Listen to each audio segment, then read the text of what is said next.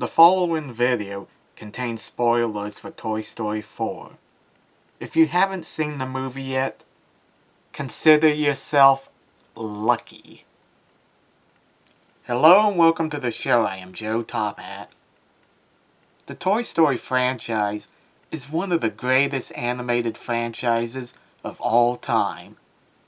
It gave us 3 great movies that are able to appeal to both kids and adults. Kids can enjoy the action and the idea that toys can come to life, while adults can enjoy the jokes, as well as the deep themes the movies cover. The Toy Story trilogy ended so perfectly, there didn't seem to be a need for a 4th movie. For a while, it looked like Pixar was only going to make short cartoons and holiday specials with the Toy Story characters.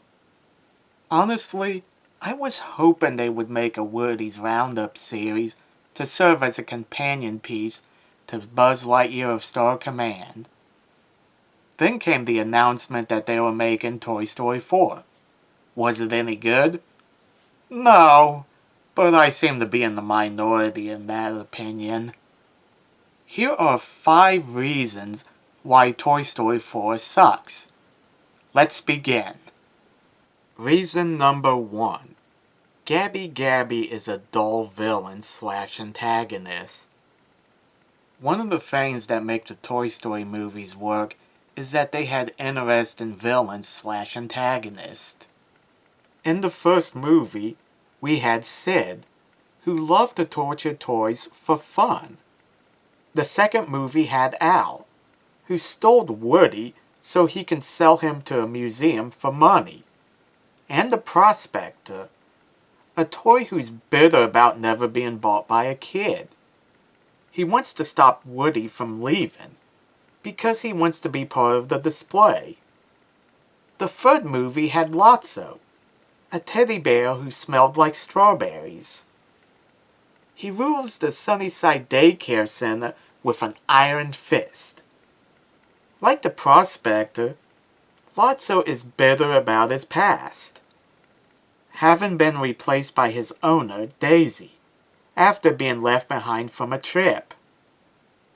Then the 4th movie gave us Gabby, an old doll from the 50s who had a defective voice box. She wants to steal Woody's voice box, just so she can have a chance at being loved by a kid. Seriously? We went from a psychopath to a kidnapper, to a dictator, to someone who just wants to be loved. That's bullcrap. Part of the problem with her motivation is that I don't think Woody's voice box would be compatible with hers, seeing how they are 2 different toys. Another problem is that the stakes aren't very high. The previous movie showed Lotso holding our favorite characters prisoner, while Gabby just holds a Spork hostage. More on that later. The final problem is that the movie tries to make Gabby sympathetic. Yet she does horrible things to get what she wants. She has her dummy henchman try to rip the voice box out of Woody. What's worse is that she manipulates Woody into giving her what she wants. When Gabby is rejected by a child, Woody helps her find another one. The Prospector also manipulated Woody to get what he wants. But outside of turning the TV on, he doesn't do anything bad. The things he said to Woody about Andy growing up are true. What's more, the Prospector isn't asking Woody to give up a body part. He only starts to take drastic action when it becomes clear that his manipulations won't be enough. Each movie shows the bad guys paying for their actions. Gabby, on the other hand, never faces punishment for the things she did. She's even rewarded for it. What a great message to teach kids. Reason number 2. Our favorite characters are downplayed. From the beginning, Toy Story had several memorable characters. There's Rex, the lovable dinosaur who's a bit of a klutz, the sarcastic Mr. Potato Head, his wife, the motherly Mrs. Potato Head, Ham, the wisecracking piggy bank, Slinky, the loyal dog, Jessie, the yodeling cowgirl with the tragic backstory, Bullseye, Woody's loyal horse, the three-eyed aliens, and Bonnie's various toys. Each one served a purpose to the story, whether it be as comedy relief, like Rex and Ham, discovering Woody's backstory through Jessie and Bullseye, a critic of Woody, like Mr. Potato Head, and more importantly, knowing that they are a family. We've seen these characters go through rough times, and no matter what they faced, they had each other. As a result, we the viewers feel a strong bond with them. Yet, in this movie, they don't do anything other than go, "Oh no, Woody is gone!" Ham usually has some of the funniest lines in the movies. Yet here, I can't remember anything he said. They take no part in watching Sporky, nor do any of them go out to find him or Woody. It's hard to believe that in the previous movie, we see them face death together. Here, they could have been cut out, and they wouldn't be missed. I guess having those annoying Dougie and Bonnie was more important. Reason number 3. Bo Peep is unlikable. One of the few good things about Toy Story 4 is that it gave us a flashback of Bo Peep being solved. Seeing Woody say goodbye to her was such a nice emotional moment. About 10 years later, Bo has come back as an action hero who doesn't feel the need to be owned by a kid. When rescuing Forky, Bo takes charge of the mission and constantly insults Woody. She even has the nerve to make fun of his loyalty to Bonnie. In previous movies, Bo would have found that charming. But not action hero Bo. The weird thing is that Bo helps lost toys find owners. Why would she do that? Who knows? Look, I know 10 years is a long time, and people do change. The problem is that in the flashback, Bo is portrayed as having always been a take-charge kind of girl. This goes against her character in the first 2 movies, where she is a lot more passive. In the first movie, her role was to reassure Woody when Andy starts paying more attention to Buzz, and when Woody couldn't find his hat in the second movie. She didn't go on the rescue mission because she's made of porcelain, which is easy to break. It's the reason why Bo's not in the third movie. Now she can perform moves that she realistically shouldn't be able to do. She does have a broken arm, but Bo never makes a big deal of it. This is the same lady who screamed when she saw Buzz's detached arm. Basically, she likes to glorify being homeless while finding homes for lost toys. When the character change happens, the audience must be given a reason why it happened. Pretending that Bo, who was originally soft-spoken, was always an action hero, that's not character development. That's character retcon. And a bad one. Reason number 4. What they did to Woody and Buzz. Andy didn't want to give Woody to Bonnie at first. When he decided to give him to her, Andy emphasized how special Woody is. He made her promise to take good care of him. Then Andy plays with the toys for the last time with Bonnie, before going off to college. That ending made me teary-eyed when I first saw it in theaters. Too bad they ruined it by having Bonnie forget about Woody. She just leaves him in the closet while she plays with the others. Bonnie even gave Jessie Woody's sheriff's badge.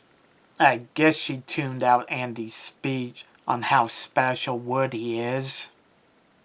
To the movie's credit, they don't have Woody grow jealous that he's not the favorite toy, like he did in the first movie. In fact, he's fine not being the favorite. Even though he's neglected, Woody still shows concern for Bonnie.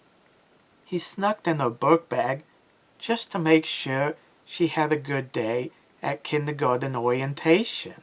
He fished out some art supplies from the trash for her. And he took care of Forky because he's her favorite toy. Woody is so sweet. Too bad Bonnie never noticed him. I love the fact that Woody is willing to do all this without expecting anything in return.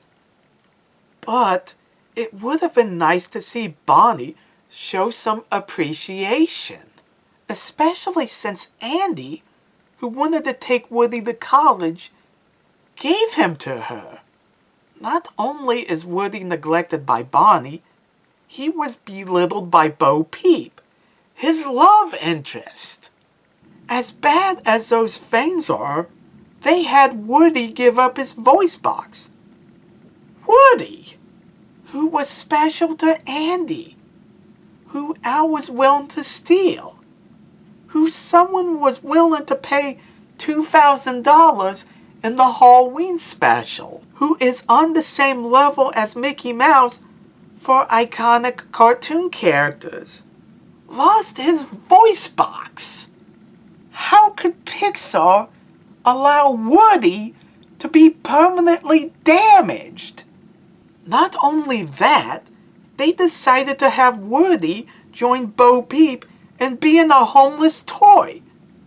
Call me crazy, but I would rather have Woody go off to college with Andy than to have that happen. Speaking of which, the movie betrays Woody like he never got over Andy, even though he decided to join Buzz and the gang. Then there's Buzz, my favorite character. Woody at one point talks to Buzz about the voice inside. Buzz takes this literally. It's a funny gag, and something Buzz would do. But they made him rely on what his voice box said for everything. He even abandons Woody because his voice box said so. Did Buzz take stupid pills for this movie? He was smart enough to open his wings to detach himself from the rocket in the first movie. He figured out Al took Woody and led the rescue mission in the second movie. He noticed how the other toys were hiding before the kids at Sunnyside came in the third movie. And he figured out how to escape in the Small Fry short. Now, because of what Woody said, Buzz needs to rely on his voice box for advice. Even when he thought he was a real spaceman, Buzz didn't act this stupid. What's worse is that he barely gets any screen time. Granted, he does get more than the other characters, but not by much. While I think it's nice that Buzz doesn't want to hold Woody back from joining Bo Peep, it sucks that Pixar decided to break up an iconic duo. Why couldn't Bo just join them? It's not like Bonnie would have noticed. Reason number 5. The whole thing is about a spork. The moment I knew this movie would suck was when I saw Forky in the trailer. It seemed like the moment Bonnie made Forky, she became obsessed with him. She even treats him like a teddy bear. When he's gone, she gets upset, crying for Forky. Even though he's a cheap plastic spork she made at school and could easily make another one. As for Woody, she don't care what happens to him. Even though he's a rare toy, who Andy gave to her with the promise that she'd take care of him. But heaven forbid anything happened to Forky. I don't know the kind of kids the writers of this movie know, but I never met a kid who would rather play with a spork over Woody. In the first movie, Andy started to play with Buzz over Woody. It made sense, seeing how Buzz was a cool new toy. But when he couldn't find Buzz to take to Pizza Planet, Andy took Woody. He even felt sad over the possibility of Woody being left behind. So in a way, Buzz never truly replaced Woody. But a lousy spork was able to replace him. For some reason, Forky would rather be in the trash than to be Bonnie's toy.